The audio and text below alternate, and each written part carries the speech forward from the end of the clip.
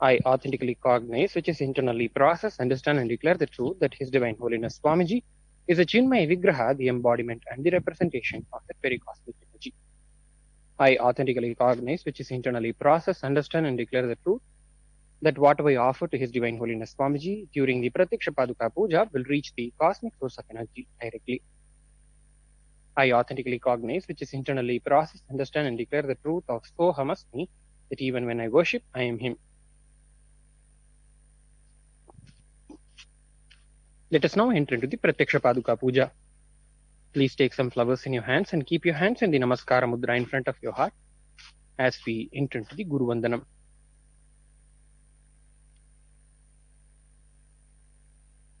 Om Nityanandam Paramasukhadam Kevalam Jnanamurtim Dvandvatitam Gagana Sadrisham Tattvamasyadilaksham Yekam Nityam Vimalamachalam Sarvadhi Sakshibhutam Bhavatitam Triguna-rahitam Sadgurum Tam Namami Nityanandeshwara Paramashiva Samarambham Nityanandeshwari Parashakti Madhyamam Asmadacharya Paryantam Vande Guru Paramparam Lalate Tripundri Nitilakrita Kasturi Tilakaha Puranmaladharaspuritakatikaupī Navasanaha Dadhano Dustaram Shirasi Phanirajam Shashikalam Pradipas Sarvesham Arunagiri Yogi Vijayate. Offer the flowers at the feet of His Divine Holiness Swamiji.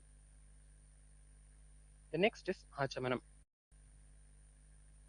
Now for each of the following mantras, please pour one Uddharani of water onto your right palm and drink the water along with the chanting of the mantra internally. Om Atmatattvam Shodhayami Svadha. Om Vidyatattvam Shodhayami Svadha. Om Shivatattvam Shodhayami Svadha. Wash your right hand with little water. Now with the base of your right hand thumb, wipe your upper and lower lips from the right hand side to the left hand side twice. Om Ham Hridayaya Namaha. Wash your right hand with little water. Now with the tips of your right hand, index finger, middle finger and ring fingers joined together, touch little above your upper lip, then below your lower lips. With the tips of your right hand, index finger and thumb joined together, touch your right nostril, left nostril. With the tips of your right hand, ring finger and thumb joined together, touch your right eye, right ear, left ear. Wash your right hand with little water. Now with the base of your right hand, little finger and thumb joined together, touch your navel, your right chest, left chest. And with all the fingers of your right hand joined together, touch the crown of your head, your right shoulder, left shoulder, your heart center. Now, please take some flowers in your hands and allow the fists of both your hands to be clenched into your palms, and with the knuckles of the middle fingers of both your hands, tap the sides of your head along with the chanting of the mantra. Shuklam Baradharam Vishtum Shashivarnam Chaturbhujam Prasannavadanam Dhyayet Sarva Vignopashantaye.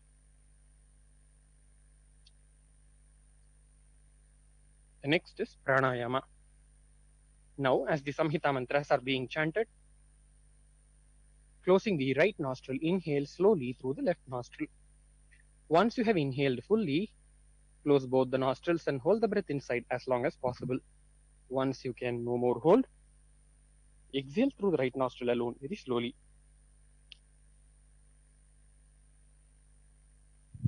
Om Hum Ishanamurdhaya Namaha, Om Him Tatpurushavakraya Namaha, Om Hum Aghora Hridayaya Namaha, Om Him Mamadevukhyaya Namaha, Om Hum Sadyojatamurteye Namaha, Om Ham Hridayaya Namaha, Om Him Shirasaya Namaha, Om Hum Shikhaya Namaha, Om Him Kavachaya Namaha, Om Hum Netrebhyo Namaha, Om Hastraya Namaha, Om Hum Ishanamurdhaya Namaha, Om Him Tatpurushavakraya Namaha, Om Hum Aghora Hridayaya Namaha, Om Him Mamadevukhyaya Namaha, Om Hum Sadyojatamurteye Namaha, Om Ham Hridayaya Namaha, Om Him Shirasaya Namaha, Om Hum Shikhaya Namaha, Om Him Kavachaya Namaha, Om Hum Netrebhyo Namaha, Om Hastraya Namaha, Om Hum Ishanamurdhaya Namaha, Om Him Tatpurushavakraya Namaha, Om Hum Aghora Hridayaya Namaha, Om Him Vamadevukhyaya Namaha, Om Hum Sadyojatamurteye Namaha, Om Ham Hridayaya Namaha, Om Him Shirasaya Namaha, Om Hum Shikhaya Namaha, Om Him Kavachaya Namaha, Om Hum Netrebhyo Namaha, Om Hastraya Namaha.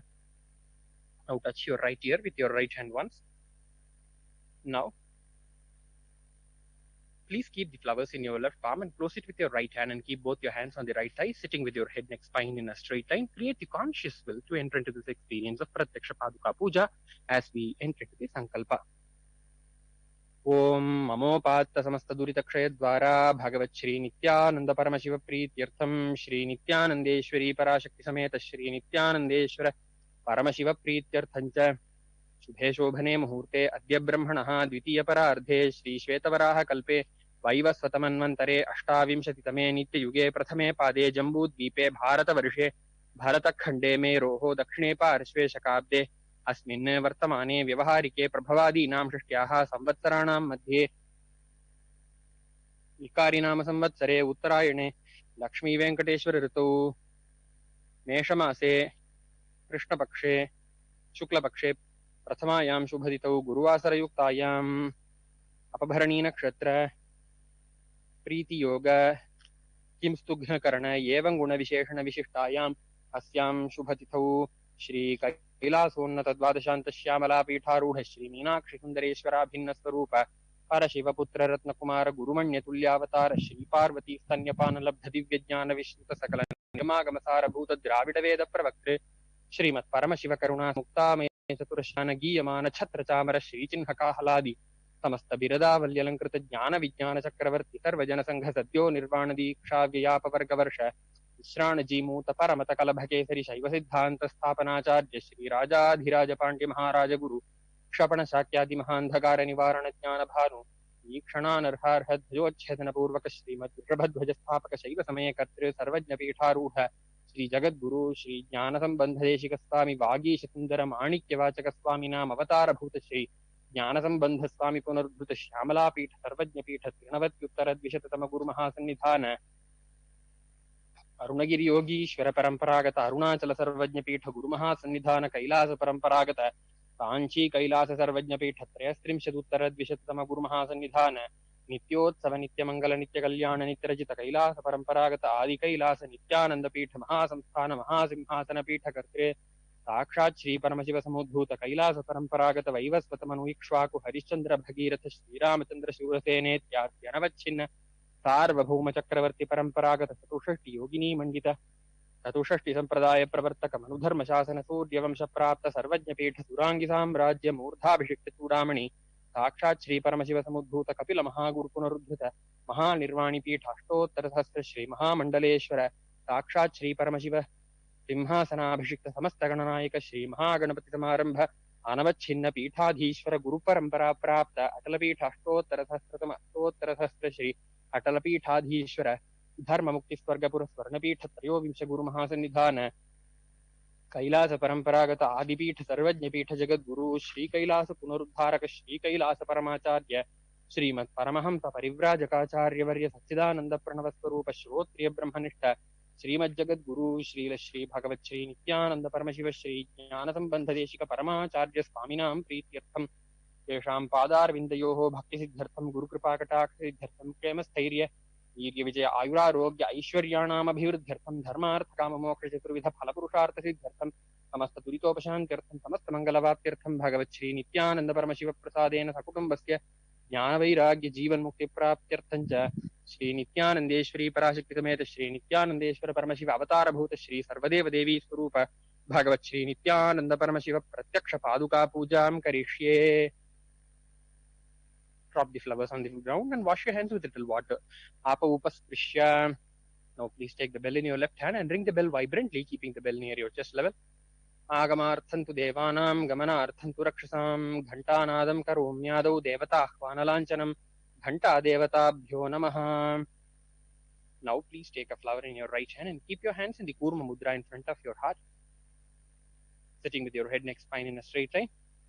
Remember His Divine Holiness Swamiji seated in the lotus of your heart, the Ananda Gandha. Offer your deep, heartfelt gratitude and devotion at the feet of His Divine Holiness Swamiji in the form of pratik internal worship as we chant the Manasa Puja mantras.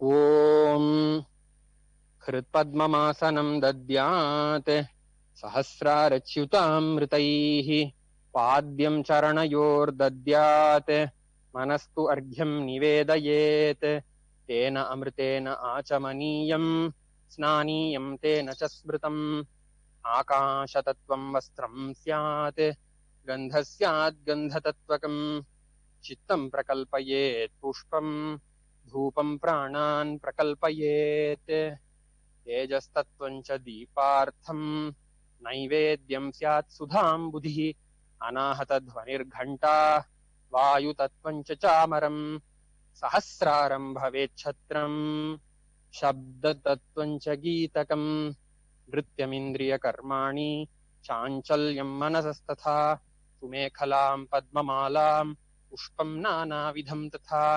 अमायाद्यैर्भावपुष्पैः अर्चयेद्भावगोचरम् अमायम् अनहङ्कारम् अरागम् अमदं तथा अमोहकम् अदम्भम् च अद्वेषाक्षोभकौ तथा अमात्सर्यम् अलोभम् च दशपुष्पम् विदुर्बुधाः अहिंसा परमम् पुष्पम् पुष्पमिन्द्रियनिग्रहः दया पुष्पम् क्षमा पुष्पम् ज्ञानपुष्पम् च पञ्चमम् हि पञ्चदशैर्भावपुष्पैः सम्पूजयेत् भगवन्तं श्रीनित्यानन्दपरमशिवम्.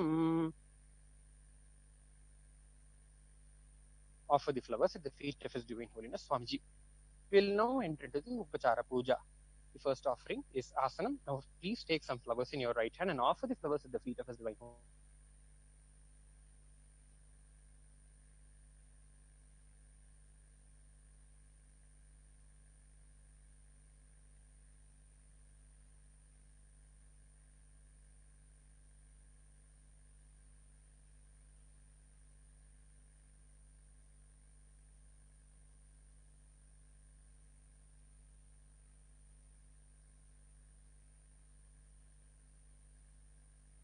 Of His Divine Holiness.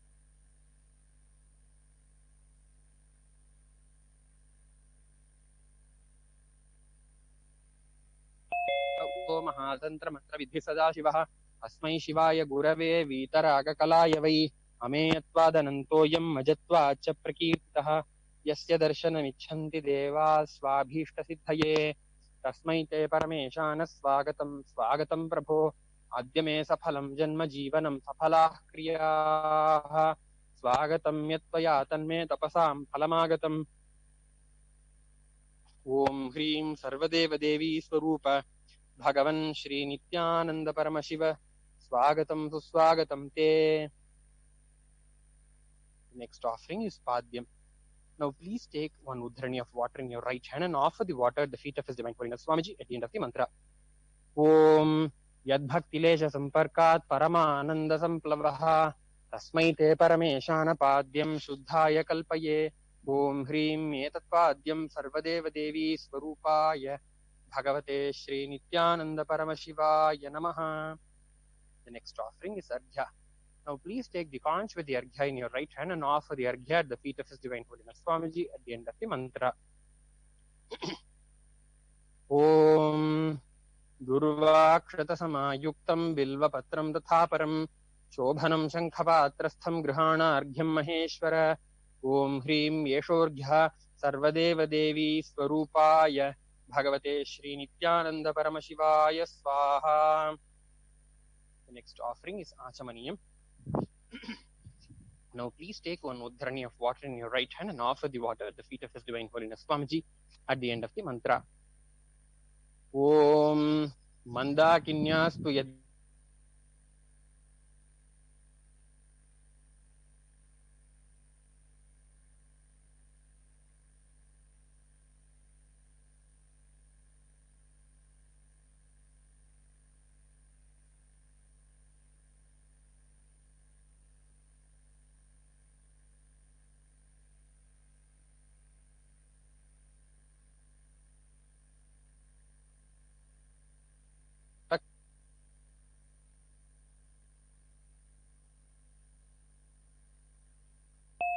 Bhagavate Shri Nityananda Paramashivaya Svadha.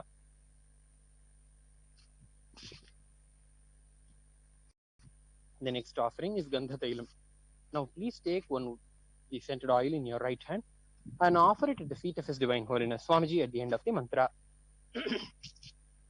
Om Sneham Grihana Snehena Lokanam Hitakaraka Sarvalokeshu Shuddhastvam Dadami Sneham Uttamam Om Hrim Idam Gandha Tailam Sarvadeva Devi Swarupaya भगवते श्री नित्यानंद परमशिवाय निवेदयामि. The next offering is Snaniyam.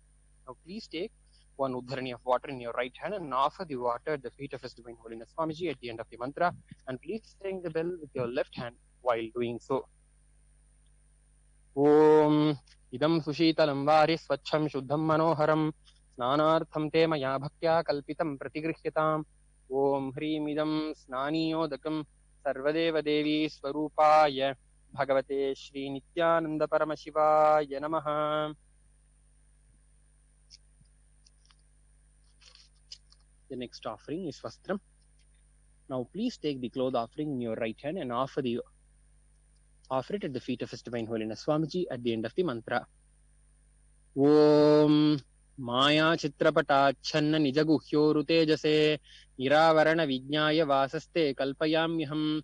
Om Hrim Idam Vastrottariyam Sarvadeva Devi Swarupaya Bhagavate Shri Nityananda Paramashivaya Nivedayami. The next offering is Abharanam. Now please take the jewelry in your right hand and offer it at the feet of His Divine Holiness Swamiji at the end of the mantra. Om Swabhava Sundarangaya Nana Shaktyashrayayate Suvarnam Bhushanam Tubhyam Kalpayami Prasidame. Om Hrim Idam Suvarnabharanam Sarvadeva Devi Swarupaya Bhagavate Shri Nityananda Paramashivaya Nivedayami. The next offering is Gandha. Now please take the sandalwood paste in your right hand ring finger and offer it at the feet of His Divine Holiness Swamiji at the end of the mantra. Om Shariram Tena Janami Cheshtam Naiva cha Maya Niveditan Gandhan Pratigrihya Vilipyatam. Om Hrim Esha Gandha Sarvadeva Devi Swarupaya Bhagavate Shri Nityananda Paramashivaya namaha. The next offering is Pushpam. Now please take some flowers smeared with sandalwood paste in your right hand and offer them at the feet of His Divine Holiness Swamiji at the end of the mantra. Om Turiyavana Sampannam Nana Gunamanoharam Ananda Saurabham Pushpam Grihyatam Idamuttamam. Om Hrim Etani Sachandana Pushpani Sarvadeva Devi Swarupaya Bhagavate Shri Nityananda Paramashivaya Vaushate. The next offering is Bilva Patram. Now please take the bilva leaves smeared with sandalwood paste in your right hand and offer them at the feet of His Divine Holiness Swamiji at the end of the mantra. Om Amritodbhavam Shri Vriksham Shankarasya Sada Priyam Bilva Patram Prayachami Pavitram Te Sureshwara. Om Hrim Etani Sachandana Bilva Patrani Sarvadeva Devi Swarupaya Bhagavate Shri Nityananda Paramashivaya Vaushate. The next offering is Tulasi Patram. Now please take the Tulasi leaf smeared with sandalwood paste in your right hand and offer it at the feet of His Divine Holiness Swamiji at the end of the mantra. Om Namaste Bahurupaya Varadamurtaye Paramatmane Swaha. Om Hrim Idam Sachandana Tulasi Patram Sarvadeva Devi Swarupaya Bhagavate Shri Nityananda Paramashivaya namaha. The next offering is Dhupa. Now please take the lit incense sticks in your right hand and slowly wave towards His Divine Holiness Swamiji in a clockwise manner along with the chanting of the mantra, and please ring the bell with your left hand while doing so. Om Vanaspatiraso Divyo Gandhadhyassu Manoharaha Aghreyas Sarvadevanam Dhupoyam Pratigrihyatam. Om Hrim Esha Dhupaha Sarvadeva Devi Swarupaya Bhagavate Shri Nityananda Paramashivaya namaha. The next offering is Deepa. Now please take the lit lamp in your right hand and offer it at the feet of His Divine Holiness Swamiji at the end of the mantra, and please ring the bell with your left hand while doing so. Om Suprakasho Mahadeepa Sarvatastimiراపహः Sabāhyābhyantarajyotirdeepoyam Pratigrihyatam. Om Hrim Yeshadīpah Sarvadeva Devi Swarupaya Bhagavate Shri Nityananda Paramashivaya namaha. The next offering is Naivedyam. Now please take the food offering in your right hand and offer it and slowly offer it at the feet of His Divine Holiness Swamiji at the end of the mantra. Om Naivedyam Vividham Deva Sharkaradi Vinirmitam Maya Niveditam Bhaktya Grihana Parameshwara. Om Hrim Idam Sopakarana Naivedyam Sarvadeva Devi Swarupaya भगवते श्रीनित्यानन्दपरमशिवाय निवेदयामि. The next offering is Paniyam. Now please take one Uddharani of water in your right hand and offer it at the feet of His Divine Holiness Swamiji at the end of the mantra. Om Samastadeva Devesha Sarvatraptikaram Param Akhandananda Sampurnam Grihana Jalamuttamam Om Hrim Idam Panarthodakam Sarvadeva Devi Swarupaya Bhagavate Shri Nityananda Paramashivaya Namaha. The next offering is Punarajamani. Now please take one Uddharani of water in your right hand and offer the water at the feet of His Divine Holiness Swamiji at the end of the mantra. Om Uchishtamapya Shuchirva Yasya Smaranamatratah Shuddhimapnoti Tasmaite Punarachamaniyakam Om Hrim Idam Punarachamaniyodakam Sarvadeva Devi Swarupaya Bhagavate Shri Nityananda Paramashivaya Swaha. The next offering is Aratrikam. Now please take the lit arati in your right hand and slowly wave towards His Divine Holiness Swamiji in a clockwise manner along with the chanting of the mantra, and please ring the bell with your left hand while doing so.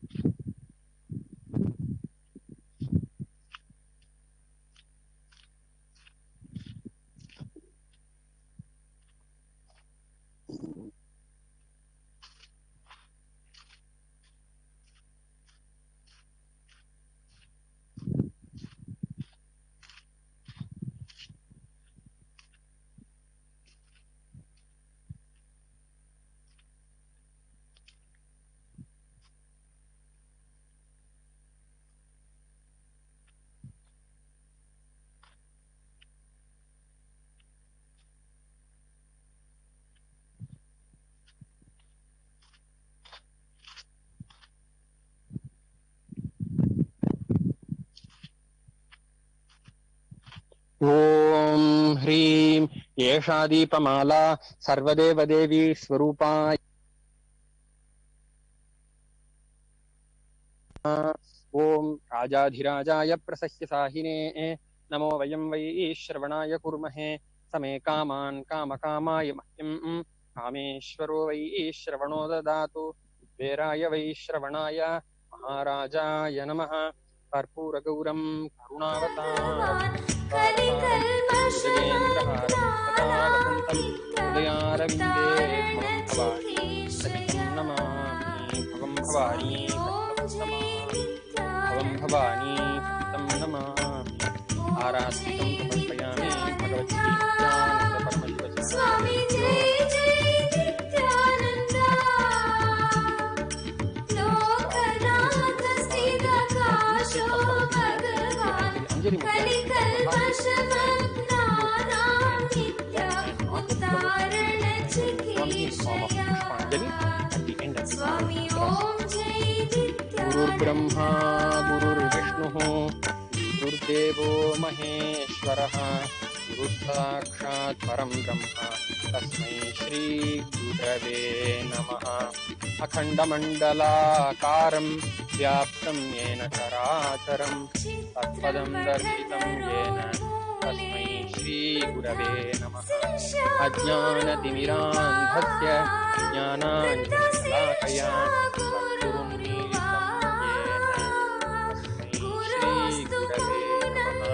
अनेक जन्म संप्राप्त कर्म बंध विदारिणे आत्मज्ञान प्रदानेन तस्मै श्री गुरवे नमः. अन्नाथ श्री जगन्नाथो मद्गुरु श्री जगद्गुरुः ममात्मा सर्वभूतात्मा तस्मै श्री गुरवे नमः। ईश्वरो गुरुराज्ञेति मूर्तिभेद विभागिने व्योमवद्व्याप्तदेहाय नामुपये ज्ञानन्दं परमपदं केवलं ज्ञानमूर्तिं द्वन्द्वातीतं गगनसदृशं सर्वमस्यान्यत् एकं नित्यं विमलमचलं सर्वधी साक्षिभूतं भावातीतं त्रिगुणरहितं सद्गुरुं तं नमामि। पुष्पाञ्जलिं समर्पयामि भगवत्यै नित्यानन्दपरमशिव चरणकमलेभ्यो नमः।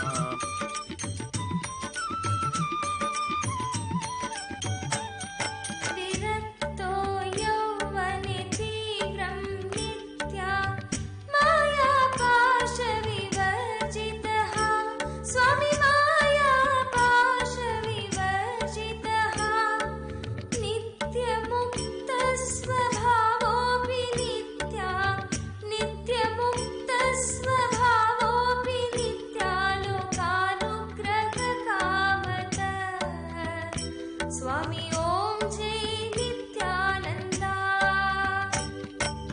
ॐ जय नित्यानन्दा स्वामी जय जय नित्यानन्दा लोकनाथ श्रीप्रकाशो भगवान् कलिकल्मषमग्नानां नित्या उद्धारणचिकीर्षया स्वामी ॐ जय नित्यानन्दा।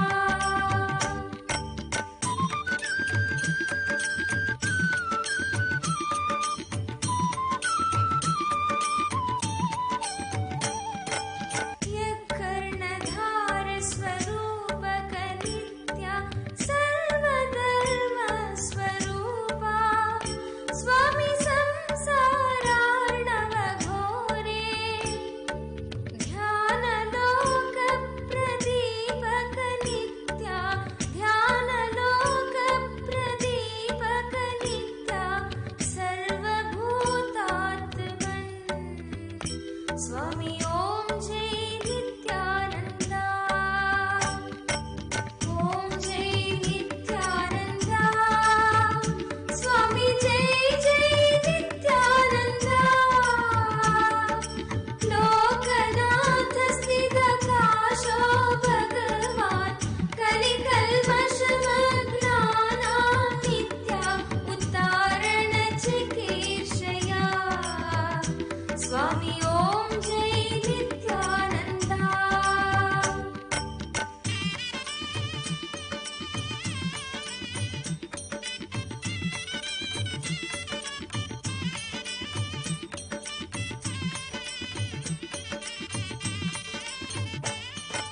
ध्यानेस्तथा शुद्धज्ञानस्य मार्गो प्रदर्शितौ द्वौ नित्या प्रदर्शितौ द्वौ नित्या तयोर्गतानां ध्रुवनायकोऽसि तयोर्गतानां ध्रुवनायकोऽसि भगवान् नित्यानन्दा स्वामी जय जय नित्यानन्दा ॐ जय नित्यानन्दा स्वामी जय जय नित्यानन्दा लोकनाथ स्थितकाशो भगवान् कलिकल्मषमग्नानां नित्या उद्धारणचिकीर्षया स्वामी ॐ जय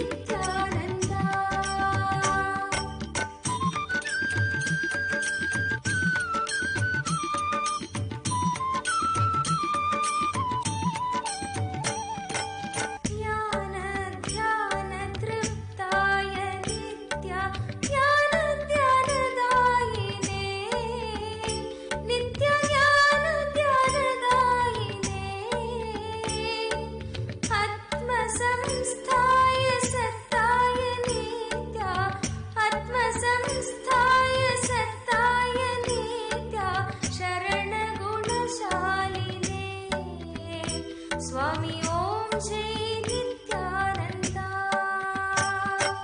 ओम जय नित्यानंद स्वामी जय जय नित्यानंद लोकनाथ स्थित काशो भगवान कलिकल्मषमग्नानां नित्य उद्धारण चिकीर्षया स्वामी ओम जय नित्यानंद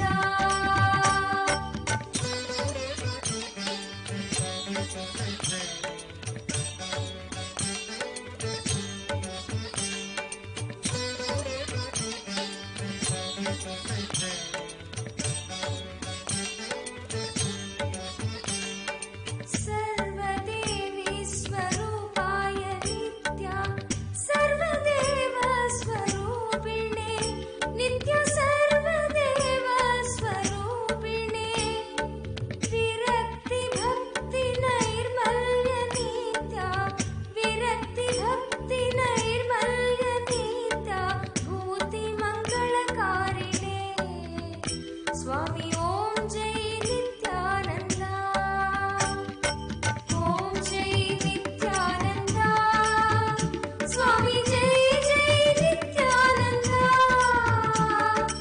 लोकनाथ स्थित काशो भगवान कलिकल्मषमग्नानां नित्य उद्धारण चिकीर्षया स्वामी ओम जय नित्यानंद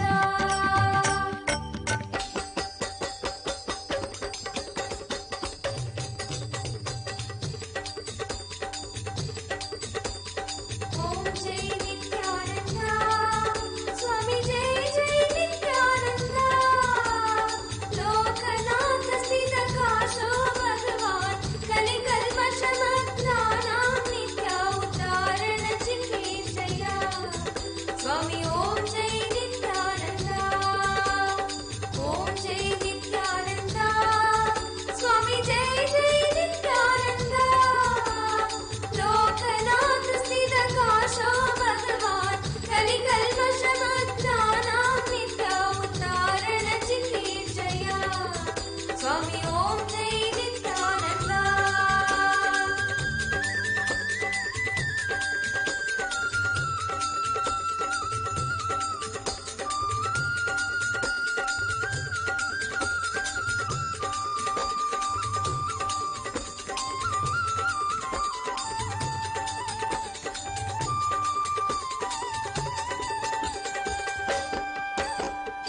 जय परमहंस श्री श्री नित्यानंद स्वामी की जय।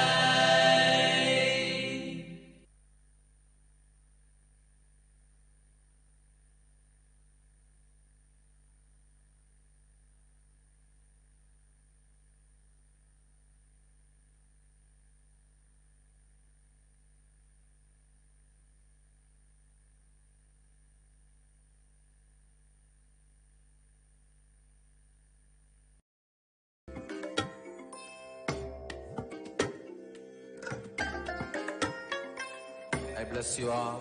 Let you all open all your three eyes and manifest the powers of Mahasadashiva. Om Nityananda Paramashivoham. Om Nityananda Paramashivoham. Om Nityananda Paramashivoham.